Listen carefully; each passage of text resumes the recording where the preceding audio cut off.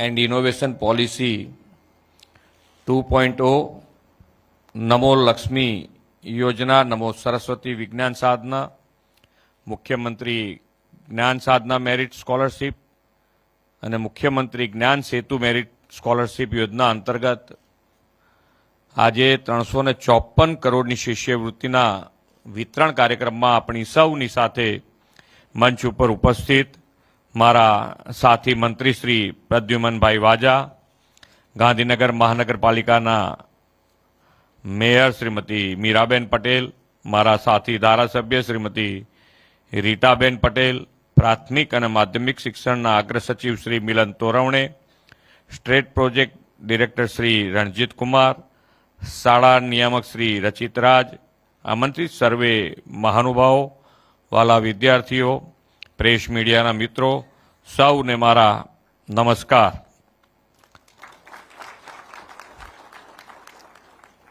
કઈ શાળાના છે? બે શાળાના વિદ્યાર્થીઓ છે કે 3-4 છે? 4 શાળાના.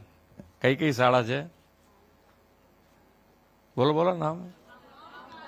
માઉન્ટ કાર્મેલ, પછી Mahatma Gandhi school of achiever, અને ચોથી 3 જ આવી છે.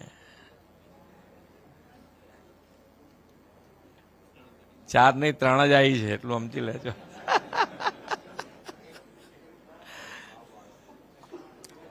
અને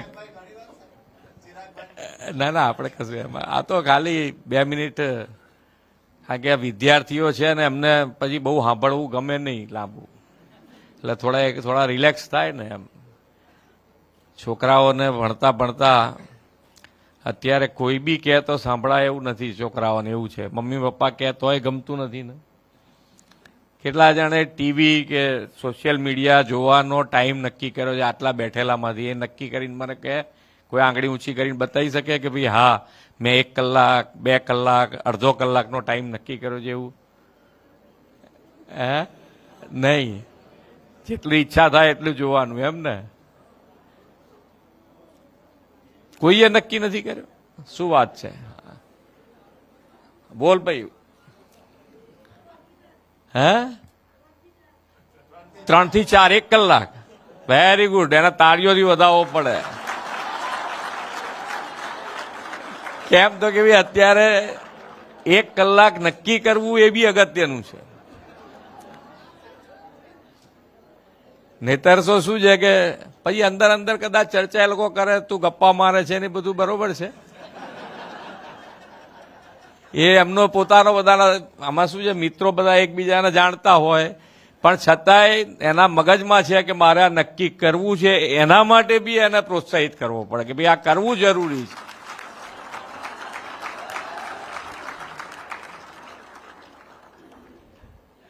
કારણ કે અત્યારે નક્કી ખરેખર આ એવી વસ્તુ છે કે જેમાં તમે પરોવાઈ જાઓ તો તમને ખબર જ ના પડે કેટલો ટાઈમ ગયો.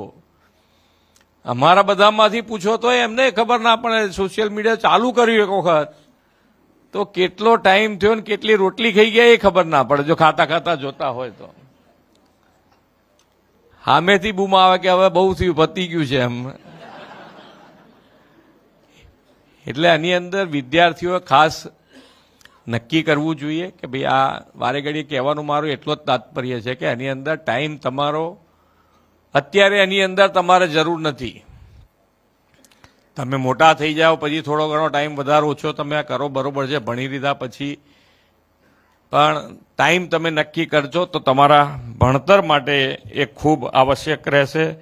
અને તમારા જીવનમાં જે તમે આમાં શું ઘણી વખતે આપણી ઉપર છાપ છૂટી જાય એવું નથી કહેતા. પેલા પિક્ચર જોયું હોય તો તરત તમે ભણતી વખતે તમને પેલું દેખાય, પિક્ચર યાદ આવે. એટલે ભણવામાં પછી તમને જે ધ્યાન, તમે વાંચો છો એમાં ધ્યાન ના રહે.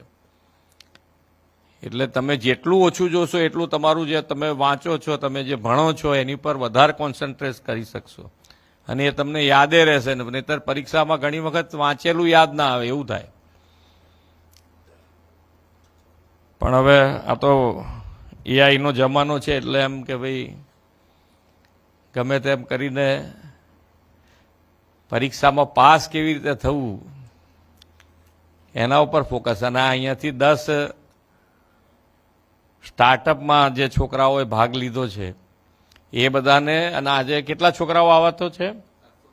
735 છોકરાઓ ટોટલ સ્ટાર્ટઅપમાં જે ભાગ લીધો છે, બધા માટે એક વખત તાળી થઈ જાય. નાની ઉંમરે વિચાર આવવો કે ભાઈ ગેસનો બાટલો અને ગેસના બાટલામાંથી લીકેજ થવાથી માણસનું મૃત્યુ થઈ જાય, અને એ વિચાર આવવો ને એના ઉપર કામ કરવું, એ જ એક મોટી વાત છે. એક દીકરી અહીંયા આગળ હતી, જે પહેલાં મેં પૂછ્યું ભાઈ બધાને પૂછવા જઈએ તો તમારો ટાઈમ વધારે જાય, પણ એણે બી એ કે ભાઈ વરસાદ પડે, અને વરસાદ પડે તો એ વખતે તમારા કપડાં સુકાતા હોય અને તમે બહાર હોવ કે ઘરમાં ખ્યાલ ના આવે, બહાર વરસાદમાં કપડાં પલળી ના જાય, એના માટે વરસાદ પડે એટલે એ ઇનોવેશન કર્યું છે કે સીધા કપડાં તમારા જ્યાં શેડ હોય એની અંદર એ શિફ્ટ થઈ જાય, એવું ઇનોવેશન એણે અત્યારે કર્યું છે. ખૂબ સારું. એટલે બધાએ સારા કર્યા હશે, આપણે બધાને પૂછ્યું નહીં, પણ બધાનું આવી રીતે ને કંઈક ને કંઈક કે ભાઈ કેવી જરૂરિયાત આપણા જીવનમાં, શેની જરૂરિયાત છે, કેવી રીતની જરૂરિયાત છે, એના ઉપર અત્યારથી આ વિદ્યાર્થી કાળમાં પણ આપણને વિચાર આવે અને એની ઉપર કામ કરીએ, એ ખૂબ મોટી વાત છે. આપણા યશસ્વી વડાપ્રધાન અને વિશ્વ નેતા નરેન્દ્રભાઈએ હંમેશા શિક્ષણને વિકાસનો મુખ્ય આધાર ગણ્યો છે, અને એ આધાર ગણવાના કારણે જ એમણે શિક્ષણ ઉપર, જ્યારથી એ અહીંયા મુખ્યમંત્રી હતા ત્યારથી શિક્ષણ ઉપર ખૂબ કામ કર્યું. અને શાળા પ્રવેશોત્સવ હોય કે કન્યા કેળવણી હોય, એ બંને ઉપર કામ થવાના કારણે આજે ગુજરાતમાં જે ડ્રોપઆઉટ રેશિયો 34%, 38% જેવો હતો, એ આજે ઘટીને 2% થયો છે. ખૂબ મોટો ચેન્જ એના કારણે આવ્યો છે. અને ભણતર જ દરેકે દરેક જણ માટે, ભણતર એ આવશ્યક નહીં, જરૂરી છે, કમ્પલ્સેશન છે. તો એમાં ખૂબ મોટો બદલાવ આ માન્ય વડાપ્રધાન શ્રી, અને એ વખતે જ્યારે મુખ્યમંત્રી હોય અને મુખ્યમંત્રી પોતે દીકરીને ભણાવવા માટેની ભિક્ષા માગે, એવો જો કોઈ દાખલો ઉદાહરણરૂપ જો કોઈએ પૂરો પાડ્યો હોય તો એ આપણા માન્ય વડાપ્રધાન શ્રી આખા દેશમાં આ ઉદાહરણ પૂરું પાડ્યું કે મુખ્યમંત્રી ભર ઉનાળે દીકરીઓને શાળામાં પ્રવેશોત્સવ અપાવવા જાય, એ ઉદાહરણ માન્ય વડાપ્રધાનશ્રીએ અને એ શિક્ષણ માટેનું કમિટમેન્ટ એમનું જો પૂરું પાડ્યું હોય તો એ માન્ય વડાપ્રધાન શ્રી નરેન્દ્રભાઈએ પૂરું પાડ્યું છે. આજે સ્માર્ટ ક્લાસરૂમ, ડિજિટલ લેબોરેટરી અને આધુનિક લાઇબ્રેરીથી રાજ્યની શાળાઓને મિશન સ્કૂલ ઓફ એક્સેલન્સ હેઠળ સજ્જ કરવામાં આવી રહી છે, અને બાળકોને હવે શાળામાં સારામાં સારું એજ્યુકેશન પણ મળતું થયું છે. તેમના માર્ગદર્શનમાં દેશને જે નવી શિક્ષણ નીતિ દ્વારા ઉચ્ચ શિક્ષણ માતૃભાષામાં મળતું થયું છે, ગુજરાતમાં આપણે વડાપ્રધાનશ્રીના દરેક સંકલ્પો અને નિર્ણયો પાર પાડવાનું આયોજનબદ્ધ કામ ઉપાડ્યું છે. તેમના માર્ગદર્શનમાં student startup and innovation policy, Namo Lakshmi યોજના, નમો સરસ્વતી વિજ્ઞાન સાધના યોજના, મુખ્યમંત્રી જ્ઞાન સાધના મેરિટ સ્કોલરશીપ અને મુખ્યમંત્રી જ્ઞાન સેતુ મેરિટ સ્કોલરશીપ યોજના કાર્યરત કરી છે. અને આજે આ પાંચેય યોજના અંતર્ગત 354 કરોડ રૂપિયાની સ્કોલરશીપ તેમના ખાતામાં જમા થઈ છે. શ્રી મોદી સાહેબના નેતૃત્વમાં પાછલા 11 વર્ષમાં દેશના શિક્ષણ ક્ષેત્રે અમૂલ પરિવર્તન આવ્યું છે. આપણે પણ આદરણીય મોદી સાહેબના પદચિહ્નો પર ચાલતા રાજ્યમાં દીકરીઓ અને પરિવારની આર્થિક સ્થિતિના કારણે અભ્યાસ છોડી ન દેવો પડે તેવો વ્યૂહ અપનાવ્યો છે. અને આ બંને યોજના એટલે કે નમો લક્ષ્મી યોજના અને નમો લક્ષ્મી સરસ્વતી જ્ઞાન યોજના, આ બંને યોજનામાં 50,000 અને 25,000 રૂપિયા આપવામાં આવે છે. નમો લક્ષ્મી યોજનામાં 50,000 રૂપિયા, 9 થી 12 ધોરણ પાસ કરે એટલે એને 50,000 રૂપિયા મળે, અને 11-12માં સાયન્સમાં જે એમાં બંને છે કુમાર અને કુમારી બંને એમાં લાભ મળે છે, એટલે 25,000 રૂપિયા એમાં આપીએ છીએ. અને આ બંને યોજનામાં દર મહિને એની અંદર સહાય મળે એવી યોજના છે. એટલે દરેક મહિને કોઈને તકલીફ ના પડે, પૈસાના હિસાબે એને આગળ ભણવાનું ના છૂટે, એના માટેની આ બંને યોજના છે. એનું પરિણામ પણ ખૂબ સારું આવી રહ્યું છે અને ટકાવારીની દ્રષ્ટિએ પણ એની અંદર ખૂબ લોકો દીકરા દીકરીઓ ભણતા આગળ વધ્યા છે અને મોટો જમ્પ જેને કહેવાય આવી શકે. તો આ બે યોજનાના હિસાબે દીકરીઓનું પ્રમાણ ખૂબ સારું વધ્યું છે. 6 થી 7% જેટલો દીકરીઓનો જમ્પ આની અંદર મળ્યો છે. એ આપણા માટે ખૂબ સારી વાત છે.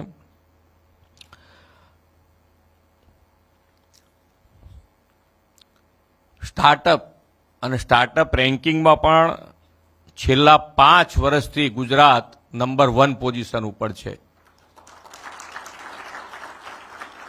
અને બધાનો જો શ્રેય જતો હોય તો એ બધા તમે સ્ટુડન્ટ આની અંદર આટલું બધું ભાગ લઈ શકે એવું જ પહેલાં તો મગજમાં નહોતું આવતું કે ભાઈ આ છોકરાઓનું આટલું કેલિબર છે, એના માટે એમને કોઈ પ્લેટફોર્મ જો કોઈ આપ્યું હોય તો એ ગુજરાત સરકારે આપ્યું છે. અને ગુજરાત સરકારના કારણે આજે આ વિદ્યાર્થીઓ એમને ઇનોવેશનમાં જે મગજમાં આવે એ મૂકી શકે છે અને આગળ વધી શકે છે.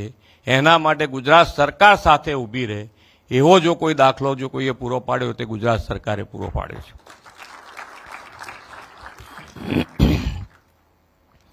પહેલાં ભણવું હોય તો પણ આપણને ખબર છે કે સાયન્સ સ્કૂલો જ ગુજરાતમાં ઘણી બધી ઓછી હતી.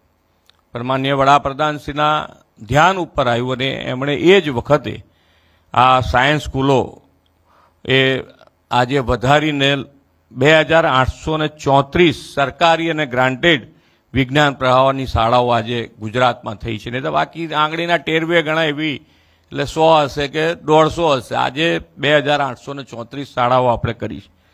કોલેજોની સંખ્યામાં પણ પહેલાં 2001 પહેલાં 775 કોલેજો હતી, આજે 3200 કોલેજો થઈ છે.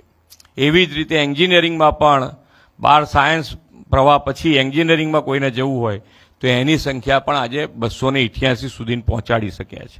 અને આ બધી જ શિક્ષણ માટેનું કમિટમેન્ટ અને શિક્ષણમાં જેટલો ને જેટલો વધારે તમને રસ પડે, શિક્ષણ માટે આગળ કેવી રીતે તમે આવો, એના માટે ગુજરાત સરકાર હરમેશ વિચારતી હોય છે અને એ પ્રમાણે કામે કરતા હોય છે. આજે માનનીય વડાપ્રધાનશ્રીએ જે વિકસિત ભારતનો જે સંકલ્પ કર્યો છે એ વિકસિત ભારતના સંકલ્પમાં આપ સૌની યુવા શક્તિની સૌથી મોટી ભૂમિકા રહેવાની છે. તો તમે સૌ શિક્ષણના હથિયારથી સજ્જ થઈને રાષ્ટ્ર પ્રથમના ભાવ સાથે વિકસિત ભારત માટે વિકસિત ગુજરાતના સેનાની બનો એ જ અપેક્ષા સાથે વિરમું છું. ભારત માતા કી જય. વંદે માતરમ. જય જય ગરવી ગુજરાત.